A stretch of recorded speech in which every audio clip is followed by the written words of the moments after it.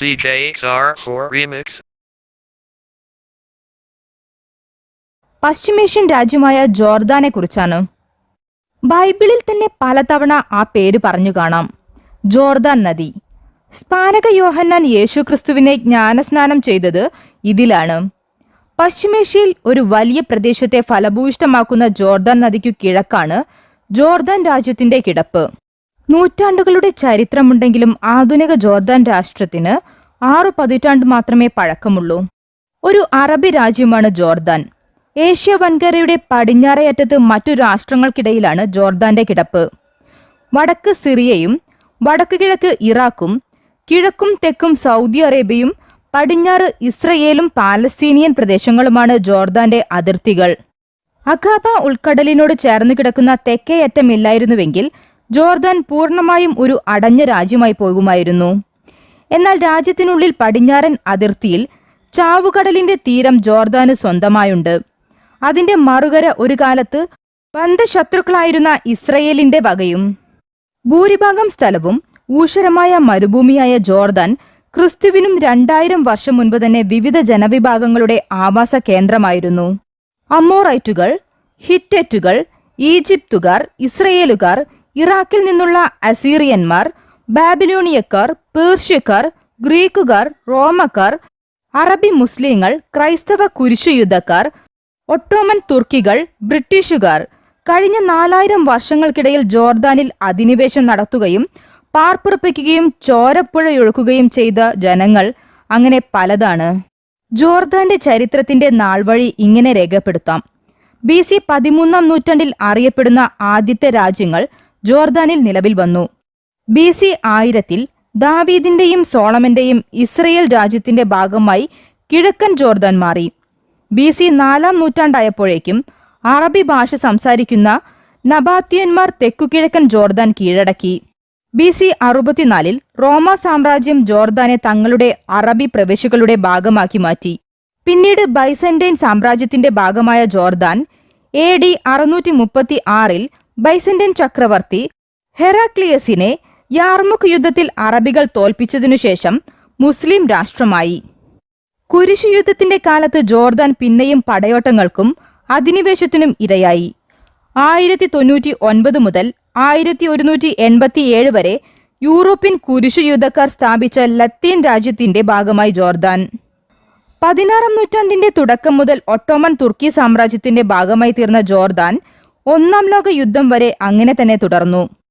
യുദ്ധം തുർക്കി സാമ്രാജ്യത്തിന്റെ അടിക്കല്ലിളക്കിയതോടെ Jordan, Israel, West Bank, Gaza മുനമ്പ്, ജെറൂസലേം എന്നിവ ഉൾപ്പെടുന്ന വിശാലമായ ഭൂപ്രദേശം ബ്രിട്ടന്റെ അധീനതയിലായി. ഐക്യരാഷ്ട്രസഭയുടെ പൂർവ്വരൂപമെന്ന് പറയാവുന്ന ലീഗ് ഓഫ് നേഷൻസ് ആണ് ഈ പ്രദേശത്തിന്റെ ഭരണം ബ്രിട്ടനു നൽകിയത്. വാഗ്ദത്ത ഭൂമിയായ ഇസ്രയേലിനു വേണ്ടി ജൂതർ നടത്തിയ പ്രക്ഷോഭവും അതിനെതിരെ തങ്ങളുടെ ജന്മഭൂമി വിട്ടുകൊടുക്കാനാകില്ലെന്ന പാലസ്തീൻകാരുടെ നിലപാടും ജ്വലിച്ചു നിന്ന ആ സമയത്ത് പ്രശ്നങ്ങൾ പരിഹരിക്കാനുള്ള ചുമതലയായിരുന്നു ബ്രിട്ടന്. 1922-ൽ ജോർദാൻ നദിക്കു കിഴക്കുള്ള പാലസ്തീൻ പ്രദേശങ്ങളെല്ലാം ചേർത്ത് ബ്രിട്ടൻ നിയന്ത്രിത സ്വയംഭരണമുള്ള ട്രാൻസ് ജോർദാൻ അറബ് എമിറേറ്റ്സ് സ്ഥാപിച്ചു. ജോർദാനിലെ ഹാഷാമൈറ്റ് വംശത്തിലുള്ള അബ്ദുള്ള ഒന്നാമനെ ഈ പ്രദേശത്തിന്റെ ഭരണാധികാരിയായും ബ്രിട്ടൻ അവരോധിച്ചു. പക്ഷേ ബ്രിട്ടീഷ് ഹൈക്കമ്മീഷണർക്കായിരുന്നു പാലസ്തീന്റെയും ട്രാൻസ് ജോർദാന്റെയും യഥാർത്ഥ നിയന്ത്രണം. 1946 മെയ് 22-ന് ട്രാൻസ് ജോർദാൻ കരാർ അവസാനിച്ചു. മെയ് 25-ന് ഹാഷമൈറ്റ് കിങ്ഡം ഓഫ് ജോർദാൻ സ്വതന്ത്ര രാജ്യമായി മാറി. എന്നാൽ 1948 മെയ്യിൽ ഇസ്രയേൽ രാജ്യം രൂപവൽക്കരിച്ചതിനെ ജോർദാൻ ശക്തമായി എതിർത്തു. ഇസ്രയേലിനെതിരെ അറബി രാജ്യങ്ങൾ നടത്തിയ യുദ്ധത്തിൽ ജോർദാനും പങ്കുചേർന്നു. 1949 ഏപ്രിൽ 3-നുണ്ടായ സമാധാന സന്ധി പ്രകാരം വെസ്റ്റ് ബാങ്കിന്റെ നിയന്ത്രണം ജോർദാന് ലഭിച്ചു. ജോർദാൻ നദിക്ക് പടിഞ്ഞാറും ചാവുകടലിനു വടക്കു പടിഞ്ഞാറുമായുള്ള മേഖലയാണ് വെസ്റ്റ് ബാങ്ക്. 5879 ചതുരശ്ര കിലോമീറ്ററുള്ള ഈ പ്രദേശത്തെ പ്രധാന നഗരമാണ് ജെറീക്കോ.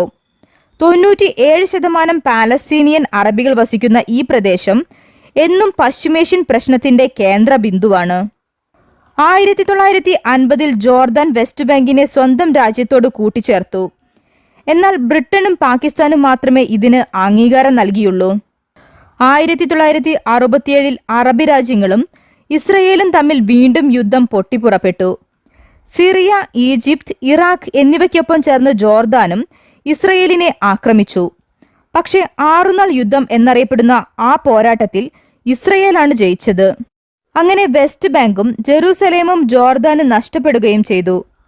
പിന്നീട് 1988 ജോർദാൻ വെസ്റ്റ് ബാങ്കിനു മേലുള്ള എല്ലാ അവകാശവാദവും ഉപേക്ഷിച്ചു. 1994 ഇസ്രയേലുമായി ഉണ്ടാക്കിയ കരാർ അനുസരിച്ച് ജെറൂസലേമിലെ പുണ്യസ്ഥലങ്ങളിൽ ജോർദാന് പങ്കാളിത്തം ലഭിച്ചു.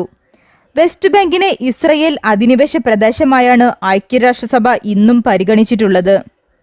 പക്ഷേ ഇവിടം ഇസ്രയേലിന്റെ കൈവശമാണെന്ന് മാത്രം. ഭരണഘടനാനുസൃത രാജവാഴ്ചയാണ് ജോർദാനിൽ. 1952 ജനുവരി 8 നിലവിൽ വന്ന ഭരണഘടനയനുസരിച്ച് എക്സിക്യൂട്ടീവ് അധികാരം രാജാവിലും മന്ത്രിസഭയിലും നിക്ഷിപ്തമാണ്. പരമാധികാരവുമുണ്ട് രാജാവിന്. ദേശീയ അസംബ്ലിക്ക് ഇവിടെ 2 സഭകളാണ്. 110 അംഗങ്ങളുള്ള ജനപ്രതിനിധി സഭയും 40 അംഗ സെനറ്റും. 4 വർഷം കാലാവധിയുള്ള ജനപ്രതിനിധി സഭയിൽ 9 സീറ്റ് ക്രൈസ്തവർക്കും 6 സ്ത്രീകൾക്കും 3 വീതം സിർക്കേഷ്യൻ, ചേച്ചൻ വിഭാഗങ്ങൾക്കും സംവരണം ചെയ്തിട്ടുണ്ട്. സെനറ്റിന്റെ കാലാവധി 8 വർഷമാണ്. 12 ഗവർണറേറ്റുകളായി രാജ്യത്തെ വിഭജിച്ചിട്ടുണ്ട്. 1953 മുതൽ 1999 വരെ ഭരിച്ച ഹുസൈൻ രാജാവാണ് ആധുനിക ജോർദാന് അടിത്തറയിട്ടത്. രാഷ്ട്രീയ കക്ഷികൾക്ക് 1992 അദ്ദേഹം നിയമപരമായ അംഗീകാരം നൽകി. 1989, 1993 വർഷങ്ങളിൽ പാർലമെന്റ് തിരഞ്ഞെടുപ്പുകളും നടന്നു. ഹുസൈന്റെ മരണത്തെ തുടർന്ന് 1999 ഫെബ്രുവരിയിൽ മകൻ അബ്ദുള്ള രണ്ടാമൻ രാജാവായി. അറബി വംശജരാണ് ജോർദാൻ ജനതയിൽ ഭൂരിഭാഗവും. ചെച്നിയന്മാർ, സിർക്കേഷ്യന്മാർ, അർമീനിയക്കാർ, കുർദുകൾ തുടങ്ങിയ ന്യൂനപക്ഷങ്ങളുമുണ്ട്. ഇവിടുത്തെ ഔദ്യോഗിക ഭാഷ അറബിയാണെങ്കിലും ഭരണപരമായ ആവശ്യങ്ങൾക്കുൾപ്പെടെ ഇംഗ്ലീഷ് വ്യാപകമായി ഉപയോഗിക്കുന്നുണ്ട്. രാജ്യത്തെ 70% ജനങ്ങളും നഗരവാസികളാണ്. 6% വരുന്ന ജനങ്ങൾ നാടോടികളോ അർദ്ധനാടോടികളോ ആണ്. 30 ലക്ഷത്തോളം പാലസ്തീൻ അഭയാർത്ഥികളും ജോർദാനിലുണ്ട്. പരസ്പര വിരുദ്ധമായ കാലാവസ്ഥയാണ് ജോർദാനിൽ അനുഭവപ്പെടുന്നത്. നവംബർ മുതൽ ഏപ്രിൽ വരെ ചെറിയ തോതിലുള്ള മഴക്കാലം, ബാക്കി മാസങ്ങളിൽ കടുത്ത വരൾച്ചയും. മധ്യതിരണായിൽ നിന്നുള്ള കാറ്റുകളാണ് ജോർദാനിൽ മഴ പെയ്യ്ക്കുന്നത്. ഓഗസ്റ്റ് മാസത്തിലാണ് ഇവിടെ ഏറ്റവും കൂടുതൽ ചൂട് അനുഭവപ്പെടുന്നത്. 36 ഡിഗ്രി സെൽഷ്യസ് വരെ ചൂടുയരും. എന്നാൽ നവംബർ മുതൽ ഏപ്രിൽ വരെയുള്ള കാലത്ത് 13 ഡിഗ്രിയാണ് ശരാശരി ഊഷ്മാവ്. പരിമിതമായ പ്രകൃതി വിഭവങ്ങൾ മാത്രമുള്ള ജോർദാനെ ഇടത്തരം വരുമാനമുള്ള ചെറു രാജ്യമായാണ് ലോകബാങ്ക് പരിഗണിച്ചിട്ടുള്ളത്. ജലലഭ്യതയുടെ കുറവാണ് ജോർദാനെ അലട്ടുന്ന പ്രധാന പ്രശ്നം. ഊർജാവശ്യങ്ങൾക്കായി മറ്റു രാജ്യങ്ങളെയാണ് ജോർദാൻ ആശ്രയിക്കുന്നത്. തുണിത്തരങ്ങളാണ് ഇവിടുത്തെ പ്രധാന കയറ്റുമതി വിഭവം. ജോർദാനിലെ വിസ്മയകരമായ ഒരു കാഴ്ചയാണ് ചാവുകടൽ. ഭൂമിയുടെ ഉപരിതലത്തിലെ ഏറ്റവും താഴ്ന്ന സ്ഥലമാണ് ചാവുകടൽ അഥവാ ഡെഡ് സീ. ഇസ്രയേലിലെ വെസ്റ്റ് ബാങ്കിനും ജോർദാനും ഇടയ്ക്ക് കിടക്കുന്ന ചാവുകടൽ യഥാർത്ഥത്തിൽ വലിയൊരു ഉപ്പുജല തടാകമാണ്. 67 കിലോമീറ്റർ നീളവും 18 കിലോമീറ്റർ വീതിയും ഏറ്റവും ആഴത്തിൽ സമുദ്രനിരപ്പിനേക്കാൾ 799 മീറ്റർ താഴ്ചയുമുള്ള ചാവുകടൽ ആയിരക്കണക്കിന് വർഷങ്ങളായി അനേകം പേരെ ആകർഷിച്ചിട്ടുണ്ട്. മറ്റു കടലുകളേക്കാൾ വളരെ ഉയർന്ന ലവണാംശമുള്ളതിനാൽ ചാവുകടലിൽ ജലജീവികളില്ല. ചാവുകടൽ എന്ന പേരുണ്ടായതും അങ്ങനെ തന്നെയാണ്. സൂക്ഷ്മജീവികൾ പോലും ഇവിടെയില്ല. ജലസാന്ദ്രത കൂടുതലായതിനാൽ മനുഷ്യർ മുങ്ങിപ്പോവുകയുമില്ല. ചരിത്രപരമായ വലിയ പ്രാധാന്യമുണ്ട് ചാവുകടലിന്. ബൈബിളിലെ ഉൽപ്പത്തി പുസ്തകത്തിൽ പരാമർശിക്കുന്ന സോദോം, ഗൊമോറ എന്നീ നശിപ്പിക്കപ്പെട്ട പട്ടണങ്ങൾ ചാവുകടലിന്റെ തെക്കുകിഴക്കൻ തീരത്തായിരുന്നുവെന്ന് കരുതപ്പെടുന്നു.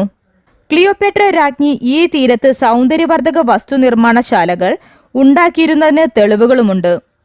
ചാവുകടലിൽ നിന്നും വേർതിരിച്ചെടുക്കുന്ന കന്മദം മമ്മികൾ ഒരുക്കാനായി ഈജിപ്തുകാർ ഉപയോഗിച്ചിരുന്നു. സ്നാപക യോഹന്നാൻ, യേശു എന്നിവരുടെ ജീവിതവുമായി ചാവുകടലിന് ബന്ധമുണ്ട്. രാസവ്യവസായങ്ങൾക്കും ചാവുകടൽ ജലം ഉപയോഗിക്കുന്നു. Potash, caustic soda, magnesium, sodium chloride എന്നിവ ഇസ്രയേലും ജോർദാനും നിർമ്മിക്കുന്നു. ജോർദാനിയൻ ദിനാറാണ് ജോർദാനിലെ നാണയം. ഒരു ജോർദാനിയൻ ദിനാർ എന്നാൽ ഏകദേശം 100 രൂപ 40 പൈസ ഇന്ത്യൻ രൂപയാണ്.